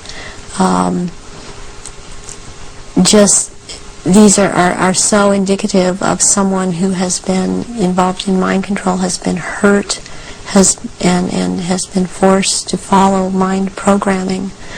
That this would have started when she was a little child, and her father would have been involved. So if they got her into this mind control stream from birth, presumably they would have been able to shape events right from that point to the 13th pillar. Yes. Yeah, they would have. When somebody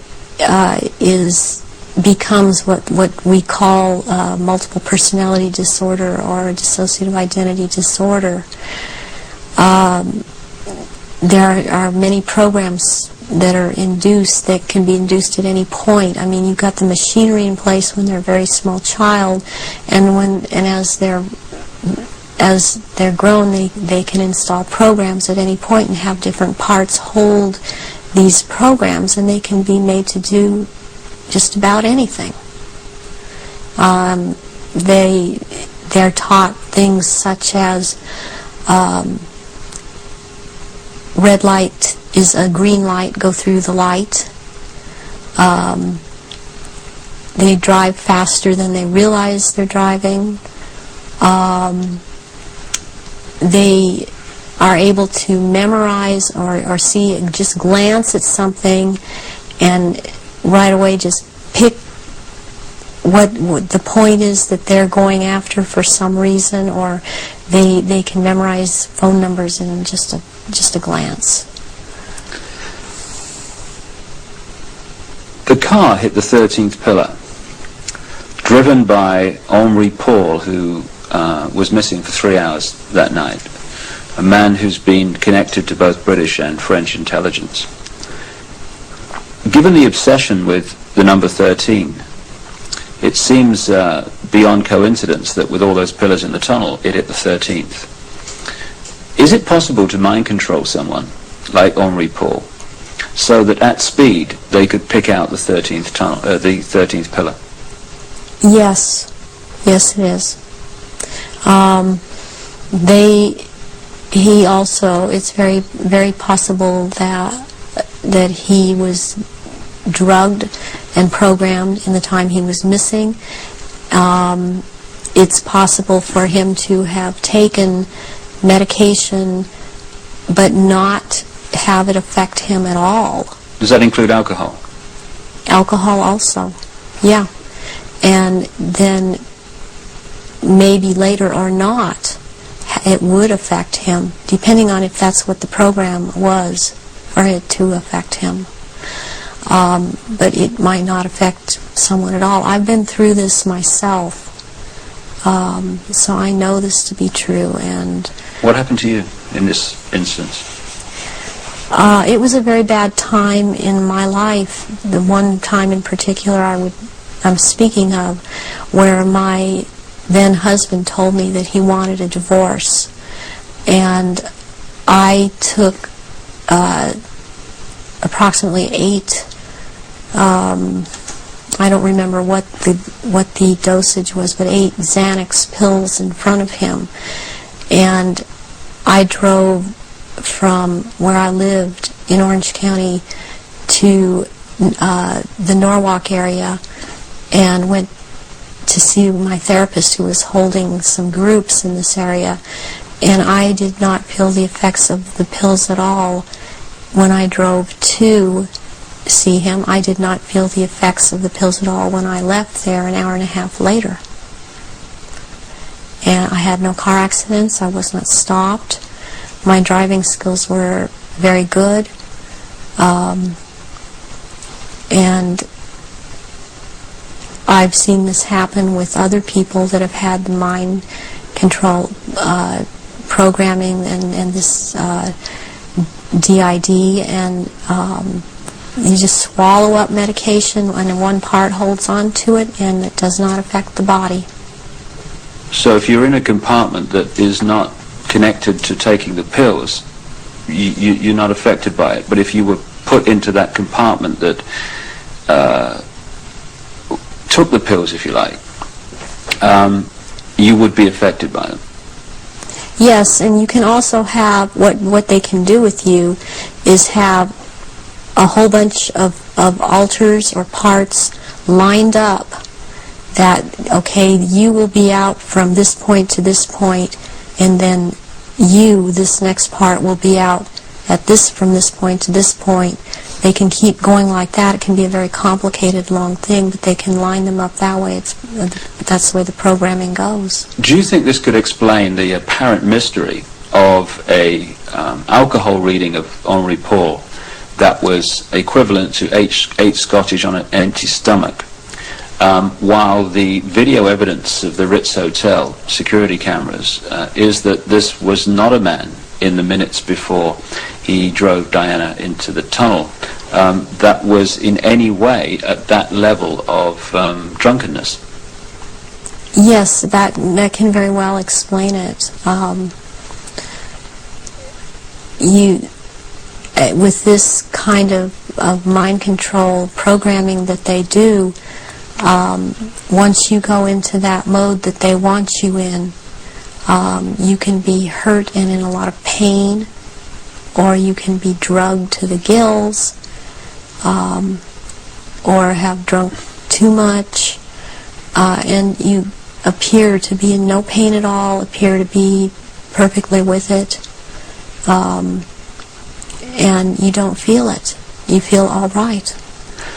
People would find it difficult, just coming from their own experience and observation, that someone could drive a car into a tunnel at considerable speed and pick out among 30 odd the 13th pillar. How is that possible to program someone to do that? Because that someone has been taught and programmed and taught and programmed and taught for quite a while how to do this at a very fast speed. The mind works very fast, and if they have the mind and body connected the right way, they can drive. This person would have been able to drive into the 13th pillar at a fast speed. Would that have been happening on a conscious level, or would the subconscious have been pulling the strings? This would be on a subconscious level, and the person would not be aware themselves of what they were doing. In those crucial minutes before Henri Paul got in the car and drove away, Would someone have had to have given him the trigger to access and activate the programming then? Or could he have been in some way pre-programmed to be triggered at that time? And if so, what would that be? Well, he was probably programmed to do all of this at a trigger signal. And so what happened is that somebody triggered him with a preset signal that he was told when you are given this signal you will act out, but the program was already set to go off when the trigger, when he saw the trigger. What form could this trigger have taken?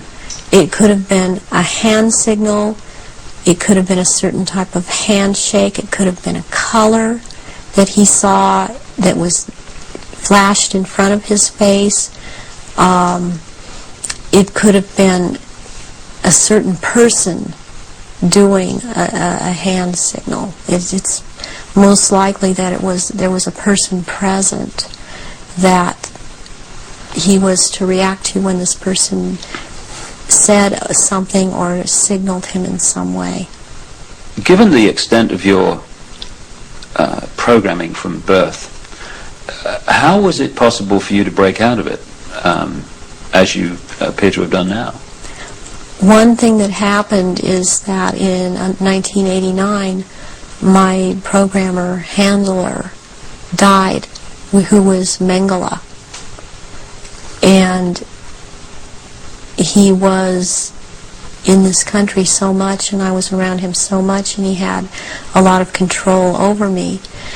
And what happens when a programmer handler dies, they usually have taught the person that they've been working with, to be very, very loyal unto death to them. And that's something that they, in the end, it works against everything, because when they die, even someone else coming in and trying to take over, a lot of these altars are not open to that and are loyal to that one person. And in my case, Baron Guy de Rothschild is the one that tried to take over. And for some number of years, there was a lot of the time, half the time they got their way, and half the time they didn't. And in major things, they did not get their way. One of the things that I went out and did in 1993 was I cut my hair off, and because I was publicly seen and known to have very, very long hair, I could no longer be seen. I could not be seen with my hair cut off short. This would have caused a lot of questions with other people that had been programmed. And they still tried to carry on with other parts where I wouldn't have to be publicly seen, because they still consider me to hold this status. And they still consider me their property. I was always told I was their property. One question that people would ask is, given all that you know, why don't they just take you out? They still have plans for me, and this was told to me just a few days ago by someone else who has spoken with Baron Guy de Rothschild, that they have plans for me, and they plan to try to have me back because of the psychic abilities, and that is not going to happen. In the little bit of tape we've got left, could we just turn the subject to the jewelry you've got to your left there? What is that? Was that part of the rituals that you were involved in? The first one, this is a child's ring. It is a 14-karat gold white, or 14-karat white gold ring with a diamond in the middle of a hexagram or a hexagonal shape, and it looks like a hexagon if you were able to look closely at the diamond. This was returned to me by my ex-husband, who told me, well, this was in your daughter's clothes. And this was a message to me, and it was a trigger to me for him to do this. Any high-ranking survivors that I have talked to that know of this ring know that it's from Mothers of Darkness. And it would be very unusual. I mean, I don't know of anyone else that has a ring like this in their possession at this point in time. And what's the necklace?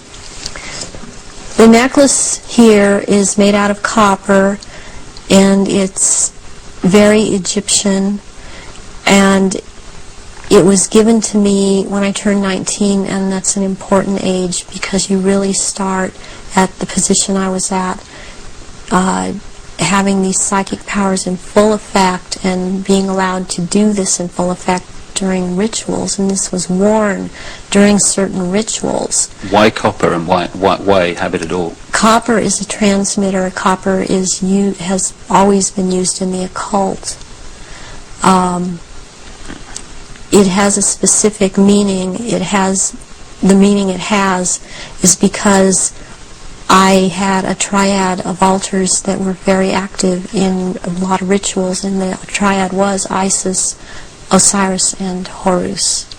And Isis was the part that drew down the moon, and Osiris performed the rituals, and Horus was what was born of performing those rituals. Just in the literally 3 minutes we got left, 3 or 4 minutes, I know it's difficult, but I want people to understand the nature of what's going on to so many people today. What sort of things were done to you as part of your traumatization as a child and later? I was electroshocked to the extent that my parents were told when I was in first grade that my IQ was 70 and that I was retarded, and they said I would be retarded. I always had trouble in school when I was in school because I missed so much school. My school records are missing. They've just disappeared. I have medical records that are missing. My birth certificate appears to have been tampered with. I have had my eyelids taped open, and so I couldn't shut my eyes. I have been electroshocked. I've been put into a narcoleptic sleep and had earphones placed over my ears and had messages repeated and repeated for days. I've had drugs injected into my body so that my nerves were just like on fire, and then they would just touch me. Since I wasn't allowed to have marks on my body, they couldn't use a cattle prod on me, but they do use cattle prods on people in torturing them, and they do use electrical stimulation to the genitals and also on the teeth. And they like to inject between the toes and under the fingernails and up in the gums. I've also had some kind of scarring done up through the roof of my mouth all the way up to the brain stem back here that gives me a photographic memory. And I have calcium blocks around the pineal gland that seem to be perfectly spaced and even, and it's very, very curious. The doctors can't seem to come up with a reason for that. I have been programmed to be anorexic, to be bulimic. For the government programming, since I was also used by the government in this country, I was programmed to cut my arms if I started to remember, which I was punished for by the Illuminati, as I was not to have these marks upon myself. I have I was made to eat my own feces as a little child. I was made to drink my own urine. I was not allowed to go to the bathroom. I was placed in a sensory deprivation tank. I had my shoulders, my knees, my toes, and my fingers, my elbows dislocated and then put back into place when they wanted me to be traumatized. I've repeatedly had phone calls of tones coming over my phone, and tones that you can't make by pressing telephone buttons, tones that sound like sonar sounds from a submarine, tones that sound like they were made by some type of instrument. And I have had directed energy used on me, ELF, low-frequency electric waves used on me, microwave energy, and this in turn has created two different, I would hear one tone in one ear, one tone in different tone in the other ear. It creates a third tone. They're called tritones. They change the electrical activity of your brain waves and to put you in the state they want you in. I have been programmed to run through red light, thinking it's green. There's been a lot of programming done around my children. They've used my children against me. And it's a very painful subject with me to know that this is happening to my children. The same thing that's happened to me. It's easier. I don't know if I can make people understand this. It's easier for me to have, okay, I can handle that I went through this. And what I want most is to expose these people because of what they're doing to children all over. But they're doing it to my children too. And my daughter believes I've abandoned her. My son believes I abandoned him. And they don't have hope when they're children. They don't have hope when their mother's taken away from them and they're told that their mother just left them. So this is a cycle that goes on with thousands and thousands of survivors, not just myself. And this is how they perpetuate it if there is a parent that's protective that believes and has found out this is happening.